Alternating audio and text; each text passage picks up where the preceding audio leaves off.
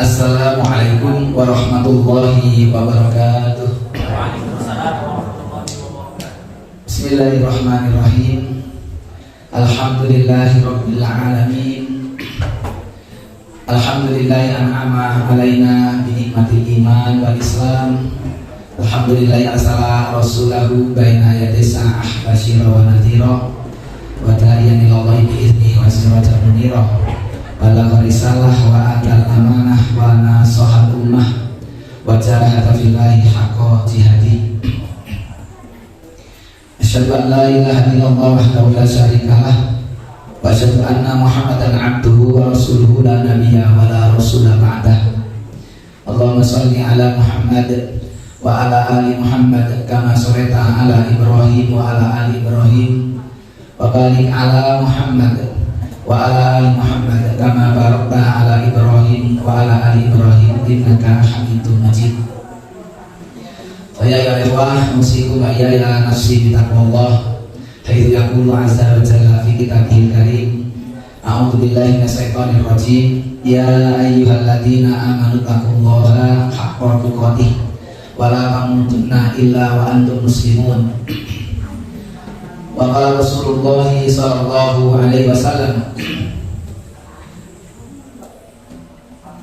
qad ja'akum syahrul Ramadan syahrul mubarak iftarallahu alaikum siyamahu yuftahu fihi abwabul jannah wa yughlaqu fihi abwabul jahim. Allahumma la sahla illa ma ja'altahu sahla wa anta tas'alul hasna idza syi'ta sahla. Allahumma inna nas'aluka ridhaka wal jannah wa na'udzubika min sakhatika wan nar. Sallallahu alaihi wa sallam rasulul karim. Para bapak, para ibu, hadirin hadirat jamaah kuliah pagi kelas 1 Masjid Al-Manar Parakan yang berbahagia dan yang mudah-mudahan senantiasa dimuliakan Allah, dijaga kesehatannya oleh Allah Subhanahu wa taala. Kita bersyukur kembali pada pagi hari ini atas izin dan takdir Allah kita bisa bersama-sama hadir dalam rangka untuk saling ingat mengingatkan menghadiri majelis ilmu. Saya lupa kemarin sampai nomor berapa ya? Ada yang ingat? Saya nomor berapa?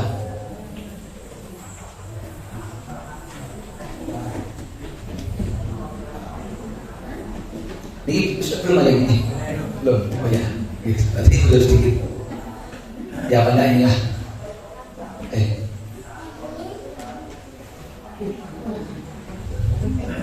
Surat Al-Imran 110. Kuntum khairu ummatin ukhrijat lin-nasi ta'muruna bil ma'rufi wa tanhauna 'anil munkari wa yu'minuna billah. Ini masih dalam bahasan yang sama tentang amar ma'ruf dan nahi munkar. Tidak sedikit ayat yang memerintahkan kepada kita untuk beramar ma'ruf dan nahi munkar.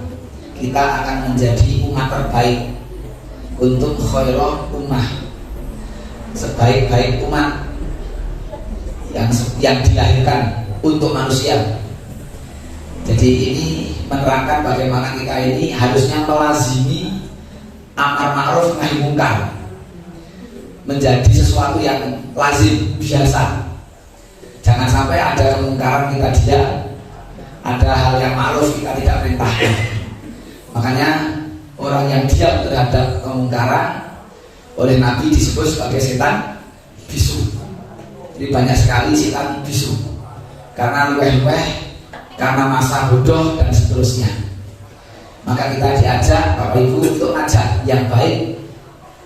Maka siapapun mestinya di dalam dada kita masing-masing ada semangat untuk dakwah, ada semangat untuk amar ma'ruf nahi munkar. Hanya kemampuan satu dengan yang lain itu yang berbeda. Tetapi hukum mengajak baik itu masing-masing kita punya kewajiban.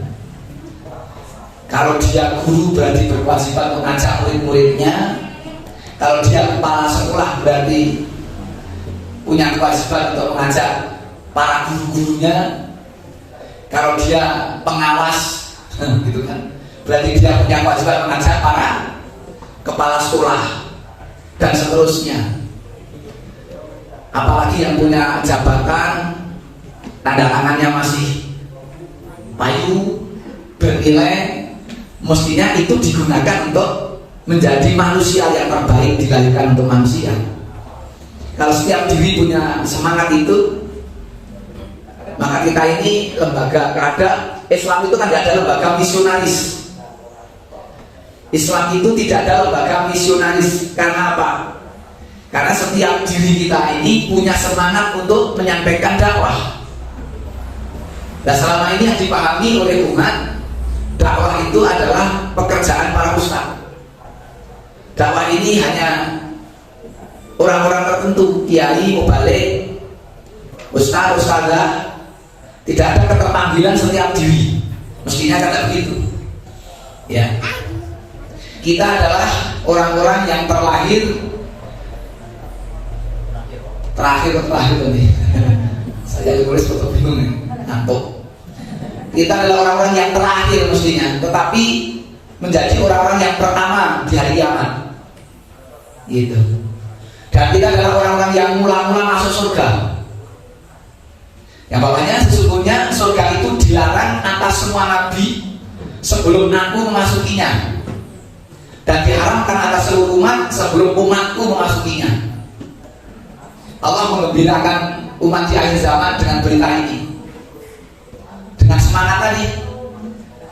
Kalau kita ini mengajak baik, kalau nanti masuk surga ya awal, naik meleset, masuk neraka ya awal.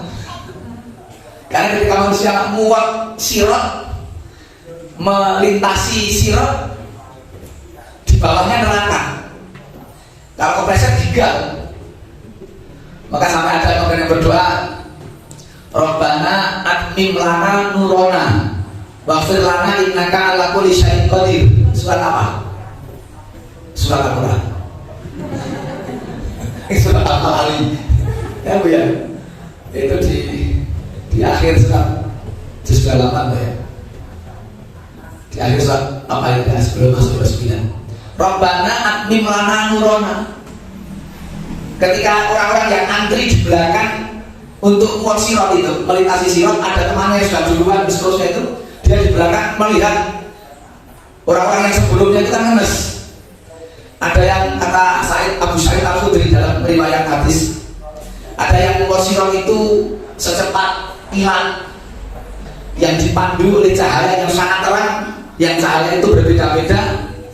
Ada yang cahayanya seperti besarnya seperti pohon kurma. Ada yang cahayanya seperti rumah, semakin cahayanya terang, cepatlah dia ketika mau sirat. Ada yang seperti lilin, datu kemana angin koyo mati ini sambil. Gitu kan? Ada yang itu begitu. Abu Sa'id Al-Khudri meriwayatkan hadis tentang sirat itu. Ada yang kemudian bahkan mati, sehingga dia sempat bergelantungan karena tidak adanya panduan. Tetapi nanti hidup lagi. Dan seperti itu perjalanan dia hingga sampai ke surga. Ada yang kemudian jalannya pelan-pelan tapi sampai. Ada yang digal ini murah digal. Ini nggak meleset bisa geli. Ini kira-kira ono deg-degan loh ya. Nyas-nyasan. Makanya di belakang itu kan doa, ya Allah, ya Rabbana atmim lana nurona. Sempurnakanlah cahaya bagi kami. Rabbana atmim lana nurona. Karena melihat teman-temannya ada yang seperti itu, dia minta kepada Allah di antrian untuk disempurnakan cahayanya. Jadi inilah umat Rasul, orang-orang yang di akhir zaman tetapi masuk surga di awal. Gitu.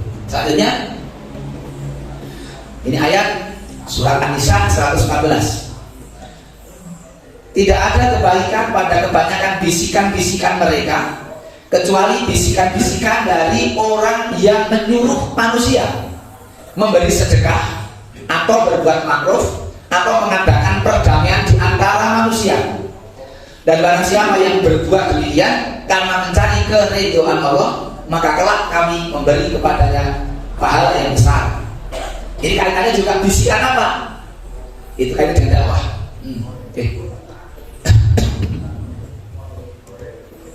Tidak ada kebaikan dalam perkataan bisikan itu Tadi itu bisikan perkataan maknanya begini. Kata bisikan itu tidak ada kebaikan dalam perkataan kecuali satu, orang yang menyuruh manusia memberi sedekah. Yang kedua, menyuruh berbuat ma'ruf. Dan ketiga, mengadakan perdamaian di antara manusia. Jadi yang ketiga ini islah, memperbaiki, mengadakan perdamaian di antara manusia. Manakala ada dua orang yang saling berselisih, ini menjadi satu kebaikan sebagaimana surat tadi Al-Quran surah An-Nisa 114. Ini adalah kebaikan manakala ada dua orang yang berselisih, kemudian dia mengislah untuk ada sebuah perdamaian, gitu. Menyuruh manusia yang kepada hal yang baik sedekah atau menyuruh kepada ma'ruf. Ini yang disebutkan oleh Allah dalam surah An-Nisa tadi. Ya, kita lanjutkan ini di keterangan yang berikutnya ayat itu. Ummu Kulsum binti Uqbah. Kata beliau, aku belum pernah mendengar beliau Rasulullah Shallallahu Alaihi Wasallam memberikan rukhsah, keringanan terhadap apa yang diucapkan oleh manusia, barang sedikit pun, kecuali dalam 3 perkara. Satu, dalam peperangan. Di dalam peperangan ada rukhsah, keringanan yang di luar perang tidak boleh, dalam perang boleh. 2, mengadakan perdamaian di antara manusia. Perkataan itu kalau bukan untuk perdamaian tidak boleh, gitu ya. Yang ketiga, pembicaraan suami terhadap istrinya atau pembicaraan istri terhadap suaminya. Jadi perkataan yang di luar ini tidak boleh, tapi yang ini boleh, dalam 3 ini. Maka Ummu Kulsum mengatakan, aku belum pernah mendengar beliau Rasulullah SAW memberikan rukhsah. Makanya di dalam 3 hal ini ada keringanan. Keringanan itu apa? Berkata yang di luar itu nggak boleh, tapi di dalam 3 hal ini boleh. Itu perkataan yang di luar itu tidak boleh. Dalam perang itu, karena perang ini siasat, kadang-kadang ada semacam seolah-olah itu adalah tipuan atau perbuatan yang ngapusi. Di dalam perang boleh. Sahabat Khalid bin Walid, beliau pernah ketika diamanati jadi panglima perang, musuhnya sangat banyak. Bahkan di dalam perang Mu'tah itu kaum muslimin hanya 3.000, lawannya 200.000. Ini kira-kira naik kemarin makan perang ngenes, nggak seimbang. Khalid memimpin perang dalam banyak perang, strateginya luar biasa. Coba Bapak Ibu, onten pasukan khusus sing disuruh nyeret barang kurma. Jadi ada pasukan yang dibuat oleh Khalid itu, besok ketika dia peperangan ada yang dari atas gunung nyeret barang kurma. Kira-kira manfaatnya apa? Supaya kemelus. Apa sih kemelus? Abluk. Ya kan? Dulu kan pada pasir. Nah orang belalang di sana kok mabluk. Mak lawan kira-kira pikirannya apa?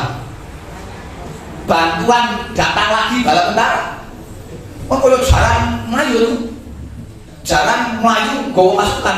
Padahal ada beberapa orang yang nyereti belalang, belalang kurma. Ini kan ngapus ya?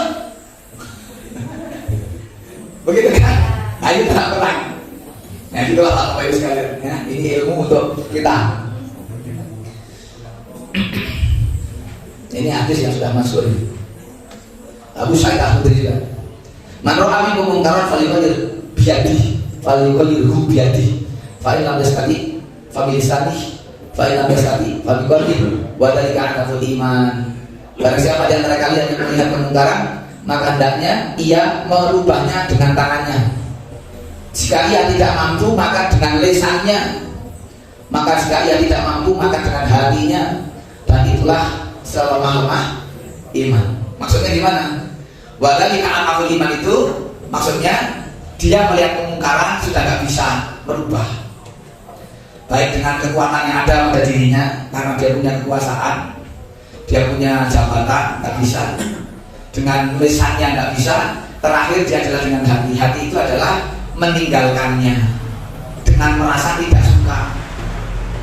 Hatinya itu merasa perbuatan itu tidak disukai. Kalau kemudian ada perbuatan mungkar kok malah bukan meninggalkan, merupakan dengan tangan tidak bisa, dengan lisan tidak bisa, kemudian hati pun tidak, malah kemudian gabung nyengkuyung mah melu udu barang, melu bantu. Kan di masyarakat kita ini kan ada tarikan TPQ sebulan kan 5.000 berapa untuk TPQ, sekedar untuk membantu transport ustadznya, guru TPQ-nya. Masyarakat itu belum tentu sadar, tetapi kalau ada kaitannya dengan 17 Agustus itu untuk berapa pun sudah dikeluarkan, apalagi ada organ tunggal. Wah, sudah semangat sekali. Organ tunggal. Ya, kalau masyarakat gimana ya, jadi begitu semangat itu, konser jangkul, konser apa gitu ya. Jadi kita mestinya sesuatu yang tidak pas kita tinggalkan, bukan malah melu udu, malah melu nyengkuyung, gabung begitu. Awalnya memang mungkin dia ya toleran juga, toleransi, lama-lama akhirnya melu gitu. Selanjutnya artinya sendiri, tidaklah seorang nabi pun yang Allah Ta'ala utus di suatu umat sebelumku kecuali memiliki pengikut-pengikut setia dan sahabat-sahabat. Mereka mengambil sunnahnya dan mengikuti perintahnya. Kemudian datang generasi-generasi setelahnya yang mengatakan apa yang tidak mereka ketahui dan tidak diperintahkan. Maka barang siapa yang memerangi mereka dengan tangannya, maka ia adalah mukmin. Dan barang siapa yang memerangi mereka dengan lisannya, maka ia adalah mukmin. Dan barang siapa yang memerangi mereka dengan hatinya, maka ia adalah mukmin. Dan tidak ada di belakang itu semua keimanan sebesar biji atom. Ini Bapak Ibu. Jadi ketika kita itu nggak ada di belakangnya itu, hati saja sudah tidak, wis ora ono iman. Kalau tadi masih pakai hati, wadhalika at'aful iman. Nek pakai hati saja sudah tidak, jawaban dijenengi wadhalika buah-buahul iman. Terus buah-buah betul itu rusak. Nek tadi kan masih lemah, selemah-lemah iman melihat kemungkaran Israel dia minggir, menyingkir melu-melu gitu. Nah, ini sudah kalau sudah tidak ada itu pripun gitu. Nah, ini dalam segala keadaan gitu ya, tidak pilih-pilih nek wis ora apa-apa, nek senok ora kelan enggak. Baik dia sebagai petani, pedagang, rakyat atau pejabat sama. Kewajiban ini melekat, tidak pilih-pilih siapapun gitu. Terus berhati-hatilah kalian terhadap duduk-duduk di jalan-jalan. Mereka para sahabat berkata, wahai Rasulullah, kami tidak dapat menghindari majelis-majelis kami yang kami berbincang-bincang di dalamnya. Beliau bersabda, jika kalian enggan kecuali majelis itu, maka berilah jalan haknya. Mereka para sahabatnya mengatakan, apakah haknya? Beliau bersabda, menundukkan pandangan, menahan gangguan, menjawab salam, dan beramar ma'ruf nahi mungkar. Jagongan mawon ada kewajiban beramar ma'ruf, mengganggu gitu. Sekarang kira-kira yang jagongan itu beramar ma'ruf nahi mungkar, atau yang jagongan itu yang harus dilete? Sekarang luar, yang jagongan itulah yang sekarang jadi masalah. Padahal di dalam hadis ini jagongan saja punya tuntutan untuk melete. Sekarang ini yang jagongan sampai malam, kira-kira sukunya sama ada? Kan begitu Pak. Orang yang begadang sampai malam. Sampai ada di suatu desa yang saya pernah mendapatkan Pak Lurahnya itu saking kencangnya, tidak boleh di desa itu membuat duduk-duduk bubuk ya. Sing ayam buk yang ngeten ini kudu lancip gitu loh. Jadi buknya yang dibuat ini memang ada jagongan. Karena nek ngeten apa itu? Datar ya. Ini kok jagongan. Kira-kira ada yang jagongan itu sing riko, sing jagongan apa sing liwat kan ini? Sing liwat. Sing liwat. Inilah mengganggu hak. Orang mau beramal soleh itu terganggu, malu. Salah kan? Sekarang ini kondisinya begitu Pak. Seperti malunya masyarakat yang gemar sholat jamaah, tapi isak-isaknya jamaah. Tapi masyarakat di sekitar itu enggak jamaah. Ini dungan-dungan jamaah. Kita yang keluar dari sholat isya jamaah, keluar itu melihat orang-orang yang sudah berada di jalan-jalan untuk jamaah kedua. Sing malu sing kedua atau sing kudu dan jamaah. Ini kan problem. Kira-kira kapan tersampainya dakwah? Bagaimana agar yang tidak sholat jamaah itu malu? Mau tahun berapa itu bisa kita pahamkan dulu? Kita yang tidak keduren pulang jamaah isya, petukan ngomong sing ora jamaah isya, do bareng-bareng luwih akeh jumlahe sing arek mangkat keduren. Bisa keduren? Apa bahasa lainnya? Bacaan, kepungan, ya hajatan apa? Ya mungkin nggak semuanya hajatannya salah ya. Tetapi lewat sholat isya itu, yang tidak sholat isya jamaah itu, kita kadang prihatin. Sesuatu yang wajib malah nggak dikerjakan, sing belum cetok wajibnya dikerjakan. Teman-teman Muhammadiyah, saya katakan teman-teman ahlu jamaah Muhammadiyah ini di masyarakat kan jadi bingung. Nek tundang keduren orang angkat piye, nek mangkat ya piye. Rekane rale mangkat karena akalane ngono-ngono terus ora perubahan, juga mangkat. Nek gak mangkat, niku mereka yang mengatakan kayak lo Muhammadiyah. Orang tahu tundang wangel. Bahasa sih mesake si triko dan sebagainya, akhirnya tundang. Nek tundang pun sama kayak lo Muhammadiyah. Nek tundang gelem iki ora tundang. Terjadi di masyarakat. Iya.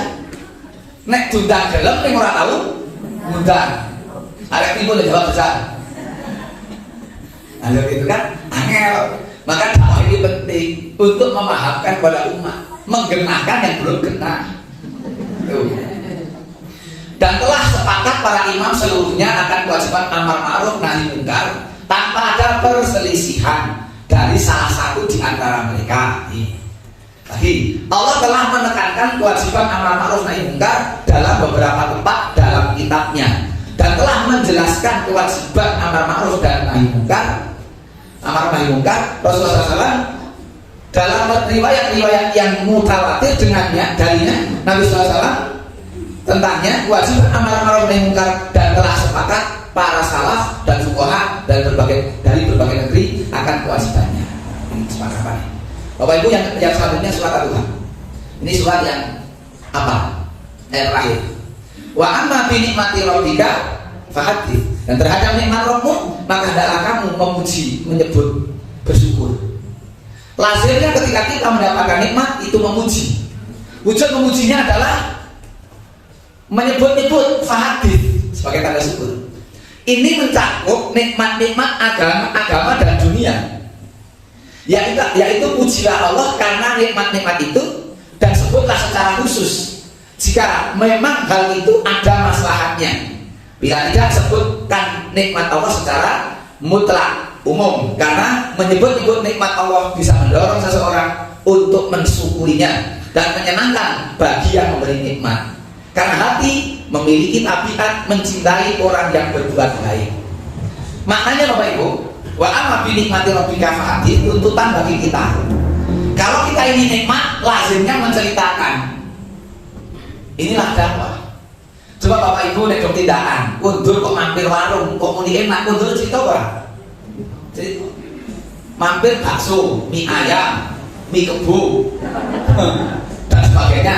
Suami kalau pulang cerita sama istri, ning kono mau ngene gitu kan. Istri kalau pulang tak kondangan gitu kok, yuk pulang dapati makan yang enak di mana gitu dengan teman-temannya, pulang sampai rumah cerita. Sampai-sampai kadang ketika istri cerita, suami terprovokasi.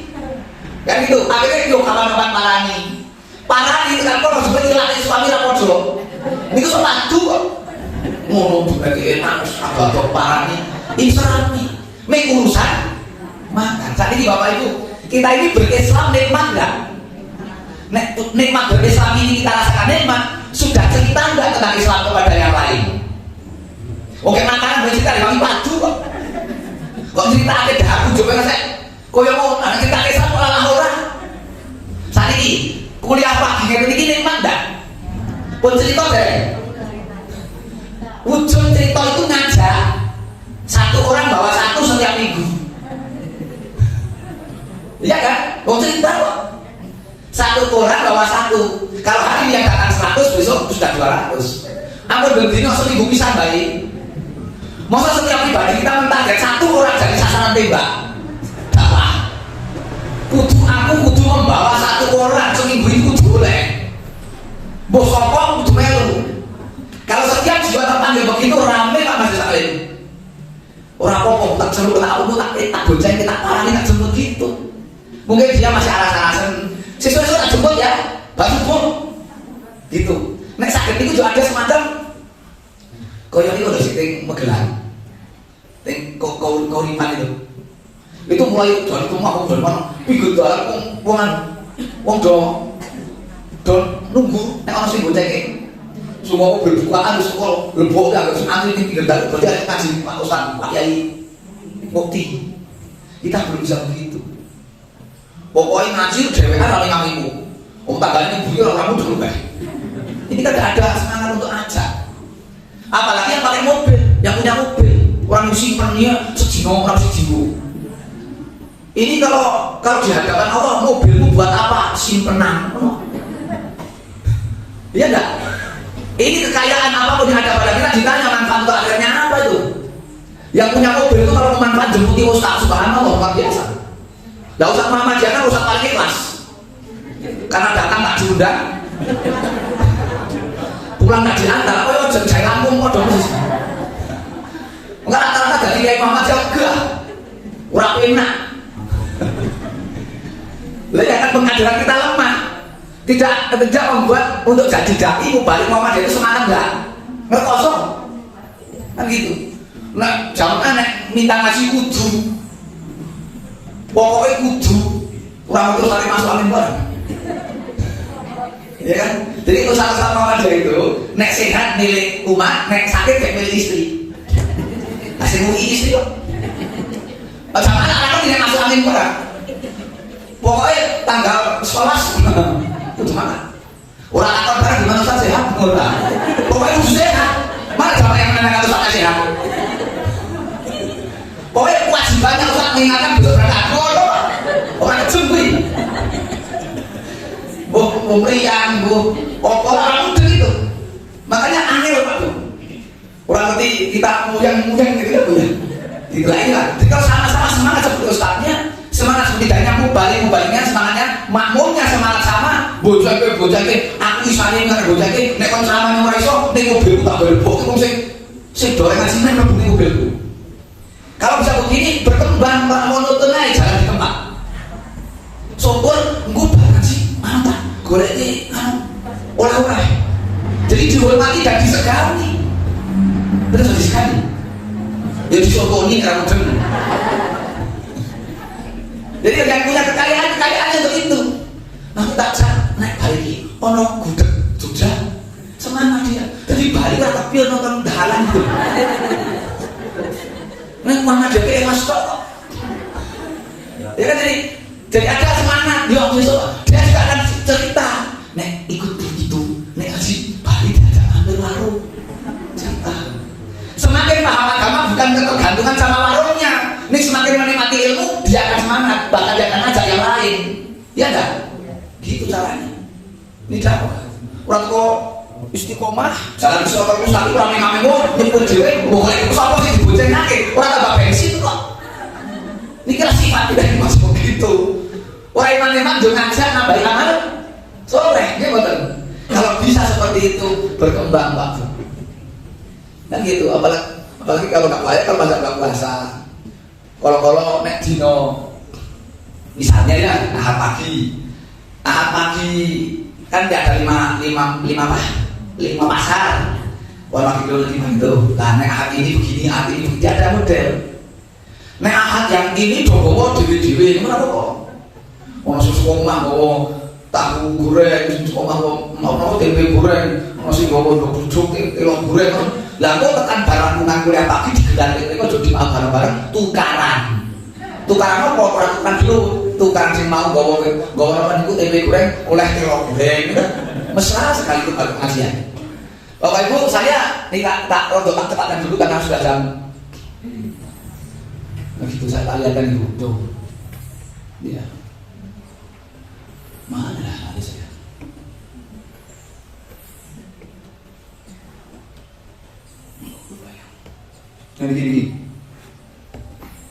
Yang gini saya hadir di Jepara, kecamatannya pemekaran dari Mayong, Nalung Sari nama kecamatan ini tingkat ranting Bu.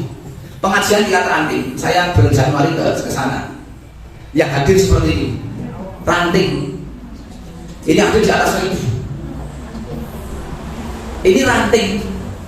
Pulau tinggi kalau kelip-kelip dewa apa kacanya? Masya Allah. Semangat kan? Jepara. Padahal Jepara itu kan banyak hijaunya, ya, banyak hijaunya. Tapi alhamdulillah semangat kan? Ini apa begini? Tidak ada ikhtiar, ada ikhtiar. Di antaranya ngajinya jam 6, setengah 6 sudah pada datang. Datang langsung dahar dulu. Sekok kucing tidak apa-apa. Sesuk yang akan datang macan. Rasa kucing dulu tidak apa-apa. Itu panitia disiapkan dulu. Jadi yang itu merebuni itu mereka harus abing kayak nonton pengajian, nonton apa memahami pengajian. Jadi melihat ilmu itu mantap. Nek wetenge Rasulullah itu biar tuh. Ora kata cetok ngadeg langsung itu bintang-bintang yang banyak itu kan.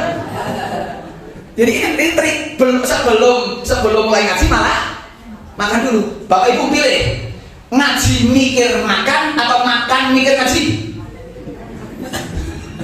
Anggo pundi? Anggo makan kalau mikir ngaji. Dadane ngaji mikir makan. Pak biar orang oleh ilmu. Maka godaan untuk ilmu kan satu ngantuk, loro ngalamun kalau rumah. Yang ketiga kalau ngomong dewe, orang tambah ilmu. Kan begitu. Ini pentingnya kita bagaimana nyari ibu-ibu yang ada dawis. Dawis itu kan dasar. Walaupun di sini ditulas. Kalau tanya dosa tadi sebelah sekolah. Lah misalnya gitu, kamu anti supaya ngasih orangku tak jemput. Di dalam ada 10 orang misalnya target bulan ini bukai cuma waktu ngaji kuliah pagi ning Almanar. Yang akan datang bukai itu cuma ngaji aku. Nek penjenengan kok Indonesia adanya baru sepeda motor sampai sama panitia. Aku iso nggawa wong 10, panitia nyampe mobil iso ora? Ora iso golek, mobil kira-kira perudahan. Nek iso itu berkembang dakwah itu. Ya Pak Bapak rondo malam ini kudu menggaet satu orang. Menggaet apa? Pokoknya menyeret satu orang kudu sambil rondo ngomong ke agama nikmatnya Islam, nikmatnya kuliah pagi. Wa amma bi nikmati rabbika fahadits. Nek bisa begitu berkembang. Orang dulu sapa sing gelem-gelem rokok dhewe swarga dhewe tak begitu. Nek mlebu swarga iku bareng. Nek dhewe tak enak. Coba bu jenengan swarga dhewe ora matane mau nikmat. 5.000 orang jane. Ibu sama Adam. Nabi Adam itu di surga sendirian awalnya. Ada jenis manusia. Enggak nikmat. Akhirnya Allah menciptakan Hawa. Hawa ini diciptakan oleh Allah untuk menemani Adam. Sifat manusia itu nek dhewean ra iso. Maka penting kita ngajak orang lain bareng-bareng masuk surga. Lah bagaimana caranya? Trik-trik usaha-usaha berbagai macam kita tahu. Maka dimotori Ustaz Jazir yang dari Joko Karyan itu diantaranya. Imamnya Joko Karyan gajinya berapa? 10 juta. Nah ini orang bukan nanti imam tuh. Orang bukan tegak. Lah rata-rata kita ini kalau ada sholat Pak Bu, kita ini doang itu kayak. Jadi aku takkan bokong ini kok udah sampai yang suara Mekah, merokok Mekah. Ini orang bisa foto Quran. Ini banyak. Kata Nabi, tanda-tanda akhir zaman itu kalau untuk jadi imam itu sudah kemudian dosun-dosunan. Berarti itu zaman sudah sangat sedikit para ulama, para ilmu ahli ilmu. Nek ana masjid musola kemudian sing ada imam do meneng kabeh mendosun-dosunan sampai wae, sampai sing wis tuwa. Aku tuwa kok nang ilmu. Sampai sing semua mengeluarkan jurus namanya ilmu pamungkas, ilmu Joyo Indo. Apa yang maksudnya itu? Soalnya Indo apa Indo, sing tua kon sing nom sampeyan bae kasih pengkaderan alasan wong tua. Ora pengkaderan alasan wong tua mrene pengkaderan. Sing nom pun jenengan sing pun kathah pengalamane kok gak kabeh kan. Sing nom iki sing tua kok gak kabeh. Kan begitu. Jadi kita ini Bapak Ibu, ya ini tadi apa ini mati robika hadis. Rukun syukur hadis tadi satu, rukun pertama membicarakannya secara terang-terangan. Dua, pengakuan dalam hati. Tiga, menginfakkannya untuk ketaatan kepada Allah. Jika ketiganya dapat dilakukan, maka syukur itu telah terwujudkan. Tetapi jika ada rukun yang belum ditunaikan, maka rasa syukur itu kurang. Itu. Pertama, membicarakan. Jadi kita itu bersyukur itu dengan membicarakan. Bersyukur kalau kita bisa mendapatkan ilmu lewat pagi diceritakan. Kan begitu, membicarakan kepada yang lain. Yang dikaruniai harta, hartanya itulah untuk membesarkan perjuangan dakwah. Yang dikaruniai jabatan, jabatannya itulah digunakan untuk membesarkan dakwah. Ada ibu-ibu atau bapak-bapak jadi kepala puskesmas, kepala apa, atau di pendidikan, atau kepala sekolah. Itu guru-guru itu kapan-kapan sambil gajian kon ngaji dhisik. Misalnya gitu ya, nek swasta ya. Setiap tanggal 5 misalnya ada penerimaan honor misalnya. Lah itu pagi atau siangnya jam-jam pertengahan sekolah misalnya akan dipulangkan dulu, lebih hasil tidak apa-apa. Kemudian guru-guru perlu dicas gitu, karena guru dicas sehari untuk 1 bulan. Jadi guru-guru itu dicas, didatangkan balik membalik untuk menguatkan roh gitu. Dan sambil penerimaan honor misalnya. Ini kepala sekolah berpikir sampai sehatnya roh. Bagaimana jadi guru kalau rohnya nggak sehat? Ya dia bagaimana akan menerangi al ilmu nurun, ilmu cahaya. Lah cahaya guru redup. Nggak ngerti kebenaran, nggak ngerti semangat berjuang. Ngajari wudhu saya ngaku nawe itu wudhu B. Nek wudhu A kan bien. Saat ini sudah berkembang nawe itu wudhu B. Dan ini kan perlu ngerti sunnah. Guru-guru itu kan kita belum tentu masuk jadi guru-guru kita apa paham akidah, paham sunnah belum tentu. Itu harus ada dakwah. Jadi nikmat kita berdakwah itu. Hidup ini gak nikmat tanpa dakwah. Bagaimana kalau kita bisa mengajak satu orang kemudian tekun dalam agamanya, masya Allah, luar biasa. Dari sinilah ketafahuman muncul. Kalau tidak ada mesti akan terjadi subhat, ketidakpahaman. Al-insan aduun majuhila. Manusia itu akan memusuhi sesuatu yang dia tidak tahu. Nah, karena tidak tahu memusuhi, karena kurangnya ilmu. Sekarang ini kan kita ini berat Bapak Ibu. Umat kita ini umat yang cukup berat. Karena apa? Umatnya umat-umatan. Itu jadi mana-mana. Wah, dulu dia itu aktif sekali, sekarang nggak aktif. Itu kan sering. Dulu dia itu semangat sekali, sekarang enggak. Ini dari mana munculnya? Karena tidak paham, tidak tahu langkah-langkah. Kalau begitu akan terjadi apa? Suudon. Wong berbuat baik-baik di suudon ini apalagi berbuat tidak baik karena kurangnya paham ilmu. Akhirnya kita ini jalan di tempat tidak maju-maju. Akhirnya seperti ini Bapak Ibu. Ini memang sudah baca Al-Fatihah. Ini makum rakit ilmu sebelah kiri penuh karena penuh. Jajal ini masih tengah mundur saja. Tapi masih jadi saja. Apa saja kayak keplak, witrak. Ini kan nggak ngerti ilmu. Orang-orang di luar Islam akan mengatakan kalau orang Islam ini jeruk masjid gelur. Apa meneh? Ini jauh masjid. Ini karena tidak paham. Jadi lucu orang Islam gelur di masjid. Orang takut bapak kelas itu. Mungkin itu. Jadi kenapa demikian? Karena nggak paham ilmu. Lalu dia pede saja karena Islam zaman ini. Ada yang kan aku masalahnya beri masalah orang najwa. Lah kan jingan sampai yang mau terang. Nah kenapa? Karena nggak ada ilmu. Betul banyak orang yang nggak mau ilmu. Nah ini salah. Bisa bapak itu mau kesana gini deh. Ini kan sholat yang paling hebat nih. Ini terawih model Indonesia. Ini suara nih. Imam ini imam suara nih. Rasa bayar rasa. Mau tambah rasa nafas kok. Nih lihat atahiyatnya. Nah atahiyat ini. Orang mau atahiyat kok. Ribuan kayak macam Indonesia. mengilmui tentang sholat saja bingung. Ini sih mulai bingung ini nih. Mangkrisani yang ini bu. Ini banget ini di ala Al-Fatihah ini. Nah, ada soundnya, ada suaranya dengar ini. Bagaimana baca Al-Fatihahnya? Bisa ngomong-ngomongan, sungguh sore takbir ini kalau awal. Ini kok cepetin loh. Saking bingungnya karena madep kita jadi tadi. Bingung saya kok. Ini kok saking memilih suatu koyo ini kan saking ini pentingnya dakwah. Ini kita nonton kok Yasin wabar ngono wabar. Ngono wabar. Ini Pak Bu. Ini tetap istiqomah madepnya kan dia. Kenapa aku boleh jaburan? Kita pulang kampung. Umat kita begitu Pak. Ini tanggung jawab kita semua. Maka kalau sudah ada kuliah pagi dilaporkan, kita nggak usah mikir sopo sing ngarep isi ora bagiannya. Sing bagian golek sopo sing ngarep isi men. Jangan sing sopo ngarep isi golek sing sopo ustate, sing dia juga panitia golek jamaah. Dan jamaah ini dari bapak-bapak ibu doa ayo. Yang bagian golek ustaz sing jemput ustaz dan sebagainya, men tim sendiri. Begitu. Syukur disebut. Karena nggak semua ustaz punya mobil Pak. Ini jamaah kita apa namanya? Kita ini orang-orang yang sok khusus kan. Ustaznya hujan-hujan pengajian sampai rumah ke bus. Ini sampai mengatakan alhamdulillah Ustaz itu ikhlas sampai betul ikhlas. Ini jangan masalah.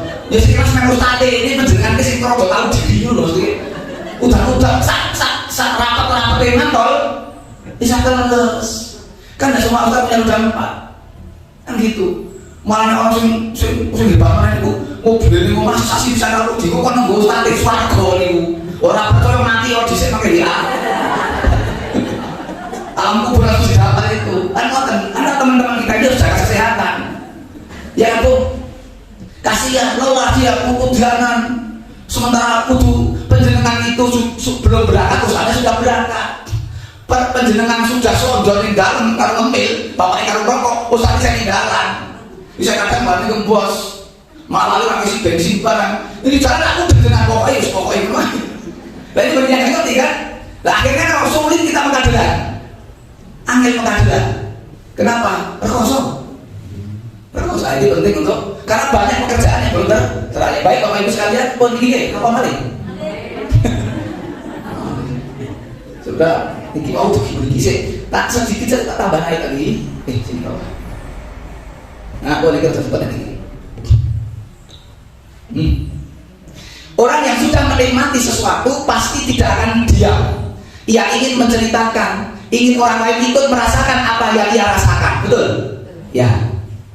Jika seorang muslim mempelajari agamanya dengan benar, maka tumbuh rasa nikmatnya dan akan berdakwah tanpa disuruh. Jadi dakwah adalah ekspresi seseorang dalam menikmati Islam. Dakwah sejatinya adalah wujud seseorang menikmati Islam. Ada rasa nikmat yang mendorong untuk bercerita. Ada rasa nikmat yang mendorong dia bercerita. Itulah sahabat. Sahabat tidak di Madinah setelah Rasul itu. Bagaimana para sahabat? Mereka meninggalkan Madinah. Bukan tidak cinta Madinah, bukan tidak cinta Masjid Nabawi. Sholat sekali di Masjid Nabawi ukuran 1000 kali di masjid lainnya. Kenapa mereka hijrah meninggalkan Mekah? Padahal sholat di Masjidil Haram Mekah 100.000 kali lipat. Kenapa? Dakwah. Ada semangat untuk menggerakkan yang belum genah Islam. Datang mereka ke Romawi, ke Persia, menyiarkan Islam. Mesir terbuka, Sam, wilayah Sam, wilayah yang lain, Iran terbuka semua. Kenapa? Semangat itu tidak ada yang bisa menghentikan. Tidak ada orang yang mampu menghentikan semangat dakwah sahabat, kecuali sahabat itu meninggal dunia. Hanya mati saja yang menghentikan dakwah. Wah, kalau sudah seperti ini, gegiri sih Pak Bu. Nah, begini. Jadikan menjadikan manusia berdakwah adalah rasa nikmat. Maka sejatinya masih manusia yang tidak berdakwah dan cenderung pasif adalah manusia yang telah dicabut atau dimatikan rasa nikmat Islam dalam dirinya. Tiang yang menengahi aja nikmatnya hilang. Berarti Allah telah mencabut rasa nikmat agamanya, rasa nikmat berjamaahnya, rasa nikmat bersama-sama dalam kebaikan. Begitu. Maka dalam agama Islam tidak ada lembaga misionaris. Kenapa? Dari dalam jiwa muncul semangat dakwah. Apa yang ada dari sarana dakwah. Yang punya karyawannya harus ngaji. Saya sudah bertahun-tahun ngisi pengajian setiap 1 Kliwon. Setiap 1 Kliwon, Pak Firman Gani. Itu ada ngaji. Tukang kayu, tukang batu itu setiap 1 Kliwon ngaji. Orang ngaji potong gaji. Opera kejem. Harusnya ngaji sehari digaji misalnya 100. Lah kalau orang ngaji dikasih 50. Nenek paginya nggak kerja, tapi pada dulunya ikut ngaji dapat 50. Ini mereka yang bakal di akhirat orang-orang yang begini. Pokoknya aku wis ngajak sampai api, tak pay waktu kanggo sholat, tak kandani lewat ustaz, tak harus kandani, tak kon jujur seperti itu. Nek sampai orang apa-apa nyong rata bersama akhirat itu. Coba sekarang yang punya anggota punya apa? Karyawan ini hanya dimintai membantu secara fisik, dohir. Kon bekerja, nih ruhnya nggak diisi. Itu harus bertanggung jawab di akhirat. Yang punya 5 karyawan, 10 karyawan, kon nyambut gua kon ngumpul ke inceku, kon ngumpul ke dana harta, dia suruh bekerja, seminggunya dapat berapa? Kita lah yang mendapatkan uang itu. Nih ruhnya dia nggak pernah diisi, kita harus bertanggung jawab. Maka kita harus ada misalnya yang punya anak buah. Pokoknya saksi-saksi ngaku ngaji. Warung tutup di sini, ngaji dulu penting. Warung sesuk buka meneh dan keberkahan kita dari situ. Saya hadir di sebuah pabrik yang dulu itu babu, itu nek ono ngomong sholat, itu sing isin sing arek sholat. Pamit sholat karena krunya dalam satu rombongan itu jenenge. Satu regu tim itu ada 1-2 orang saja yang sholat. Dan yang pamit sholat itu isin arek pamit. Hari ini berubah. Nek sing sholat luwih akeh, sing ora sholat sing isin ora sholat. Kenapa? Ada dakwah. Itu terjadi. Ada azan semua karyawan PLN, pabrik kayu lapis. Ada azan dan semuanya sholat. Utamakan sholat dan keselamatan kerja. Itu terpampang di depan pintu apa? Pintu gerbang pabrik. Utamakan sholat dan keselamatan kerja. Sholat dulu. Saya tanya manajemen, Pak, dengan ngajinya ini tidak orang mengurangi produksi boten. Setiap saat itu saya ngaji jam 7 sampai jam 8. Mereka kalau pas ngaji sudah kan dulu bisa masuk setengah 8, kalau masuk 1,5 jam. Kemudian tambah setengah jam. Kemudian mereka ngaji dulu, diberi snack oleh pabrik. Kemudian kalau Ramadan kayak ini, mereka kalau masuk yang malam, masuk sinjer absen langsung masuk masjid untuk salat isya dan tarawih, walaupun sudah jam kerja. Bar tarawih makin kenyang berhari dan tidak mengurangi jumlah pendapatan untuk produksinya. Kenapa? Itulah keberkahan. Etos kerjanya mungkin akan beda. Kenapa? Semangat akhiratnya ada, semangat etos kerjanya muncul. Begitu Bapak Ibu. Satu cekap, jam 6 lebih seberapa. Ngerti gini? Sana sudah soal lagi atau dari Ramadan yang akan datang. Berdakwah dari Ramadan yang akan datang. Maka kan nek konten tempat ini maafkan. Demikian aku kau lihatnya. Assalamualaikum warahmatullahi wabarakatuh.